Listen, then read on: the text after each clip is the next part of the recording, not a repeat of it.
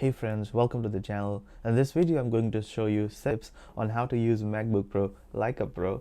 So the number one is how to quit an application. So generally when you open any application and you try to close it, you see this little dot here that is sitting here.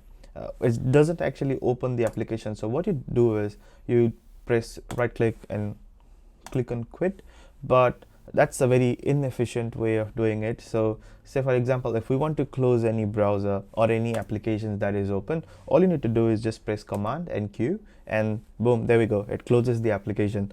The second one in the list is the enhanced screenshot tool. So what you can do is you can press command shift 5 instead of command shift 3 or command shift 4, and you can actually record the video, or you can take a screenshot of a particular portion of the screen, or you can take a screenshot of the whole screen itself. And same goes for the video as an option. I'm currently recording a session, so it will not show on my computer, but it will definitely show it on yours.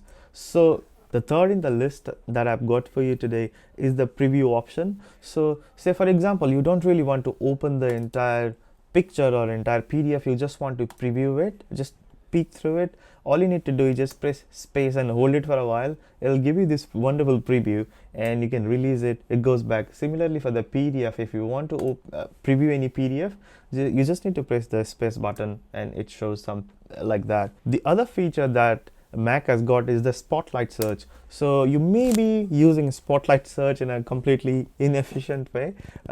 Say you're choosing a Safari or something, but you need it as well to do some complex calculations. Another feature that we have got in the list is the continuity camera. So you want to FaceTime someone using your mobile's camera on your computer, or you want to record yourself using a cell phone camera, which is much better than the MacBook or the iMac's camera. All you need to do is, if you want to use QuickTime Player, say for example, all you need to do is just go to File and New Movie Recording, and there we go. I have selected my mobile phone as the camera, the main camera itself. So it shows, so the live feed is now from my mobile phone's camera, which is much better than my Samsung's monitor camera or my FaceTime. Now to enable this feature, all you have to do is go to the setting of your mobile phone. The camera I've already searched here. Just turn this on. Once you turn this on, it syncs through your iCloud account. So all the devices that you've got iCloud connected will have this continuity camera feature on. Feature in the list is something similar, which is a handoff. Basically, you've still got a setting here, AirPlay and handoff. So all you need to do is just go to the handoff. The way how you can search it is just go to the setting of your mobile phone and go handoff.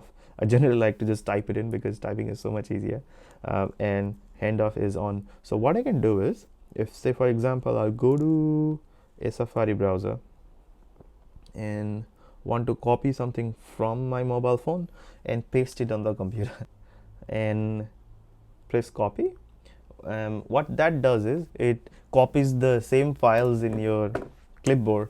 You just press command V, there we go, and it prints exactly the same thing. Or you can just use the paste button and it saves the same, it copies the same file.